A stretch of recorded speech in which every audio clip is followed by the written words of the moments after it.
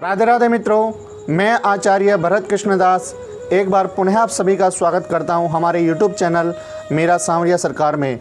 मित्रों, ज्योतिष श्रृंखला चल रही है जिसके अंतर्गत हम अस्त ग्रहों के बारे में बात कर रहे हैं। हम चंद्रमा और मंगल के बारे में बात कर चुके हैं कि किस तरह से चंद्रमा और मंगल अस्त होने पर कैसा प्रभाव दिखाते हैं, उनका क्या उपाय करना चाहिए।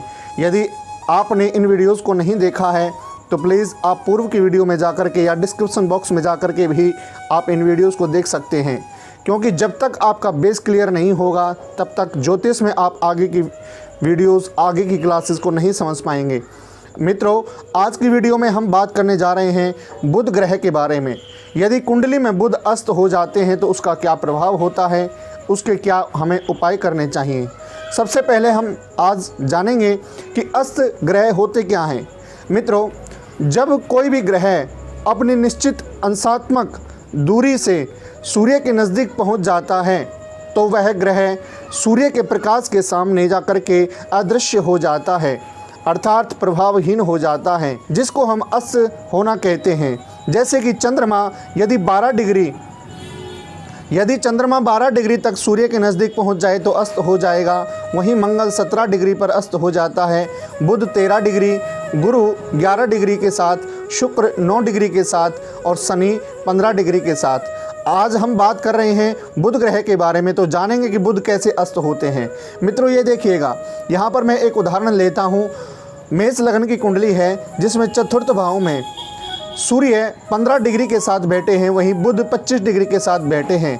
तो इनका जो डिफरेंस होता है 25 - 15 10, लेकिन जो बुध हैं वह 13 डिग्री पर अस्त हो जाते हैं। तो इसका अर्थ है कि 0 से 13 तक बुध अस्त रहते हैं, तो यहाँ बुध अस्त माने जाएंगे। अब हम बात करते हैं कि बुध जो अस्त होने पर कैसा प्रभाव देंगे। हमें पता होना चाहिए कि बुध किन किन तत्वों के कारक तत्व माने जाते हैं। बुध जो हैं वह वाणी के कारक तत्व होते हैं। हमारी बोलचाल कैसी है, हमारी भाषा शैली कैसी है, हम कड़वा बोलते हैं, मीठा बोलते हैं, मधुर बोलते हैं, कैसा बोलते हैं, वह बुध से पता चलता है। दूसरा, बुद्धि का जो विषय होता है, चाहे वह चतुराई हो, चाहे हम निर्णय लेने की जो शक्ति होती है वह हो, वह सब बुध से पता चलता है कि व्यक्ति कितना बुद्धिमान है। किन परिस्थितियों में कैसा व्यवहार व्यक्ति करता है, वह उसका बुध से ही पता चलता है। तीसरा पॉइंट आता है चतुराई भी बुद्धि से संबंधित रखता है। जब बुध स्ट्रांग होता है तो व्यक्ति बड़ा चतुर होता है। चौथा पॉइंट है व्यापार। यदि बुध अच्छा है तो व्यक्ति व्यापार में कुशल होता है, चाहे वह कोई भी व्यापार करे। बैंकिंग लाइन में यदि हमें जाना है तो बुध हमारा बहुत स्ट्रांग होना चाहिए। अकाउंटेंसी, ये जो भी लाइन होती है इसमें सब बुध का स्ट्रांग होना बड़ा आवश्यक है। यदि हमें अपना मैथमेटिक्स अच्छा करना है तो उसके लिए भी बुध का स्ट्रांग होना परम आवश्यक है। ज्योतिष हो गया, लेखपाल हो गया, लेखक हो गया, या कोई हम और भी जो गणित से संबंधित कार्य करते हैं उसमें बुध का स्ट्रांग होना परम आवश्यक है। यदि हम अच्छा ज्योतिष भी बनना चाहते हैं तो वहाँ भी बुध हमारा स्ट्रांग होना चाहिए। अगर मित्रों बुध अस्त हो जाता है तो इन सभी तत्वों पर बुध अस्त होने से प्रभाव पड़ता है। अब हम जानते हैं कि बुध अस्त होने पर हमें क्या करना चाहिए। मित्रों, ग्रह कुंडली में 2 प्रकार के होते हैं। मैं आपको बता चुका हूँ, मारक ग्रह और योग कारक ग्रह। मारक ग्रह वह ग्रह होते हैं जो हमें अच्छा रिजल्ट नहीं देते। योग कारक ग्रह वह ग्रह होते हैं जो कुंडली में हमें बहुत ही अच्छा रिजल्ट देते हैं। यदि हमारी कुंडली में मारक ग्रह अस्त हो जाता है या अस्त हुआ ग्रह 6, 8, 12 त्रिक भाव में बैठा हो या तृतीय भाव में भी बैठा हो तो हमें उसके क्या उपाय करना चाहिए, पहले उसके बारे में जानते हैं। देखिएगा, मारक ग्रह या त्रिक भाव में बैठा हुआ ग्रह हमें कभी भी अच्छा परिणाम नहीं देते, और यदि ऐसे ग्रह की शक्ति समाप्त हो जाए, शक्तिविहीन हो जाए तो बहुत ही अच्छी बात होती है वो तो। इसलिए हमें मारक ग्रह को प्रबल नहीं करना चाहिए। हाँ, उसकी शांति के लिए क्या क्या उपाय कर सकते हैं, आइए वो जानते हैं। सबसे पहले मंत्र जाप। हमें बुध का मंत्र जाप करना चाहिए। बुध का मंत्र जाप क्या होता है? ओम ब्राम ब्रीम ब्रोम सह बुधाय नमः। इसका 9000 मंत्र जप करना चाहिए प्रातःकाल के समय। मित्रों, यदि बुध के इस मंत्र का जाप बड़ी श्रद्धा के साथ किया जाता है, विश्वास के साथ किया जाता है, तो निश्चित तौर पर मारक ग्रह को शांत किया जा सकता है।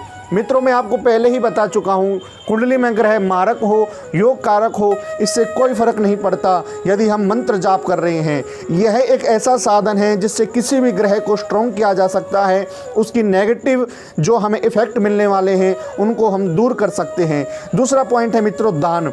बुध से संबंधित हरी वस्तुओं का दान हमें करना चाहिए, जैसे गाय को चारा खिलाना या किसी स्त्री को, देखो जो बुध होता है वह स्त्री का प्रतीक होता है, तो जो दान देने हुए सब स्त्री को देने हैं।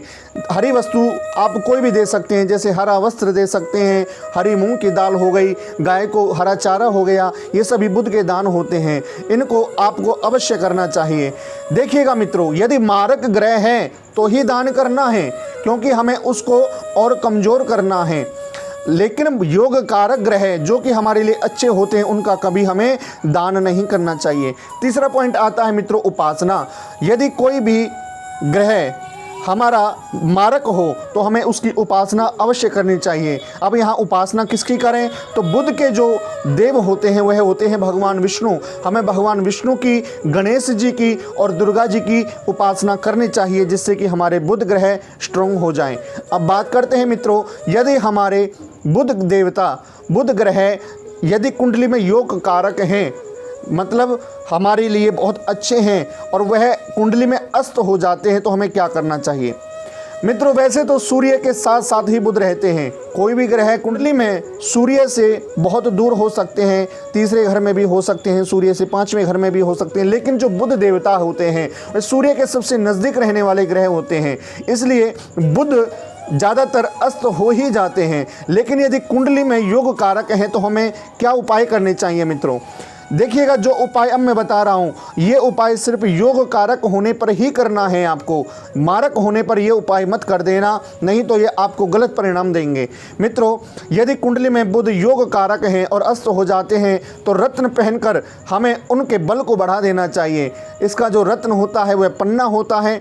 रत्न कितनी रत्ती में धारण करना है, किस दिन धारण करना है, किन मंत्रों से रत्न को सिद्ध करके उसकी उपासना करके धारण करना, ये सब मैं रत्नों से संबंधित वीडियो में बता चुका हूँ। आप चैनल पे जाकर के या डिस्क्रिप्शन बॉक्स में जाकर के भी आप देख सकते हैं कि रत्न किस प्रकार धारण करना चाहिए। मित्रों, रत्न बड़ी सावधानी से धारण करना चाहिए, क्योंकि रत्न यदि धारण करते समय हम गलत उपयोग कर बैठते हैं तो वह रत्न जहाँ हमें फ़ायदेमंद होना चाहिए, वह रत्न हमें अनेक परेशानियों में भी डाल सकता है। इसलिए रत्न धारण करते समय किसी ज्योतिषी से अवश्य परामर्श ले लेना चाहिए। और यदि आप हमसे पूछना चाहते हैं तो आप नीचे दिए गए नंबर पर भी कॉल करके या व्हाट्सएप करके पूछ सकते हैं। दूसरा है मंत्र। मैं आपको बता चुका हूँ कि योग कारक हो या मारक हो, मंत्र हमेशा ही फ़ायदेमंद होता है। हरे वस्त्रों का उपयोग करना चाहिए। मित्रों, जब बुध हमारी कुंडली में अस्त हो जाते हैं और योग कारक होते हैं तो हमें ज़्यादा से ज़्यादा हरे वस्त्र पहनने चाहिए। हरे वस्त्र पहनने से क्या होगा कि बुध हमारा मजबूत हो जाएगा। हरी वस्तुओं का सेवन करना चाहिए, जैसे कि हरी सब्जियां हो गई, हरी मूंग की दाल हो गई, इन वस्तुओं का हमें सेवन करना चाहिए। और मित्रों, जब हम भोजन की थाली लेते हैं तो वह भोजन की थाली, कटोरी, गिलास यदि कांसे की होते हैं, कांसे के बर्तन का प्रयोग हम करते हैं तो बहुत अच्छा होता है, उससे बुध हमारे स्ट्रॉन्ग हो जाते हैं। हिजड़ों का आशीर्वाद लेना चाहिए, क्योंकि जो बुध ग्रह है वह पुरुष श्रेणी में भी आता है और स्त्री श्रेणी में भी आता है। इसलिए हम बुध को हिजड़ों की श्रेणी में लेकर के आएँ तो यह कोई गलत नहीं होगा। इसलिए हिजड़ों का जब हम आशीर्वाद लेते हैं तो इससे हमारा बुध ग्रह स्ट्रॉन्ग हो जाता है। मित्रों, बुध बुआ, बहन, बेटी आदि का प्रतीक माना जाता है, इसलिए हमें उनके साथ अच्छा व्यवहार करना चाहिए, उनका आशीर्वाद लेना चाहिए। मित्रों, हमें बुध को स्ट्रॉन्ग करने के लिए यदि हम अपने घर में अशोक का वृक्ष लगा लेते हैं या फिर किसी पार्क में, बगीचे में अशोक का वृक्ष लगा हुआ हो और वहाँ पर जाकर के उसकी छाया के नीचे बैठते हैं, हम खुश रहते हैं वहाँ पर बैठ करके, तो इससे अवश्य ही हमारा बुद्ध स्ट्रांग होता है। मित्रों, हमें हमेशा खुश रहना चाहिए बुद्ध को स्ट्रांग करने के लिए, और ऐसे व्यक्तियों के साथ रहें जो मनमुटाव ना करते हों, जो किसी की चुगली ना करते हों। ऐसे लोगों के साथ यदि हम रहते हैं तो बुद्ध हमारा निश्चित ही स्ट्रांग हो जाता है। मित्रों, बुद्ध को स्ट्रांग करने के लिए हमें वाणी का दुरुपयोग नहीं करना चाहिए। हमेशा ही ऐसे वचन बोलने चाहिए जो किसी के हृदय को चोट ना पहुंचाएं। मधुर बोलना चाहिए यदि हमें अपने बुद्ध को स्ट्रांग करना है। तो मित्रों, मैंने इस कुंडली में आपको बताया है कि बुद्ध अस्त कैसे होते हैं, बुद्ध के कारक तत्व क्या क्या होते हैं, मारक बुद्ध हो तो क्या उपाय करना चाहिए, योग कारक बुद्ध हो तो क्या उपाय करना चाहिए। मित्रों, यदि फिर भी आपकी कोई बात समझ ना आई हो, आपके मन में कोई प्रश्न हो, तो आप व्हाट्सएप करके मुझसे पूछ सकते हैं या फिर कॉल भी कर सकते हैं। मित्रों, यदि आप अपने जीवन में किसी भी परेशानी को लेकर के परेशान हैं, किसी भी बात को लेकर के परेशान हैं, तो आप निश्चित ही अपनी कुंडली का विश्लेषण करवाएं और आपकी हर परेशानी का समाधान बिल्कुल आसान तरीक़ों से किया जाएगा। मित्रों, यदि आप अपनी कुंडली का विश्लेषण करवाना चाहते हैं तो नीचे दिए गए नंबरों पर कांटेक्ट कर सकते हैं। निश्चित रूप से आपके जीवन की हर परेशानी का समाधान किया जाएगा। मित्रों, आज मैंने आपको अस्त बुद्ध के प्रभाव उपायों के बारे में बताया। आगे की वीडियो में मैं आपको गुरु अस्त होने पर हमें उसके क्या प्रभाव मिलते हैं, क्या उपाय हमें उसके करने चाहिए, इसके बारे में आपको संपूर्ण जानकारी दूंगा। तब तक के लिए राधे राधे, जय श्री कृष्ण।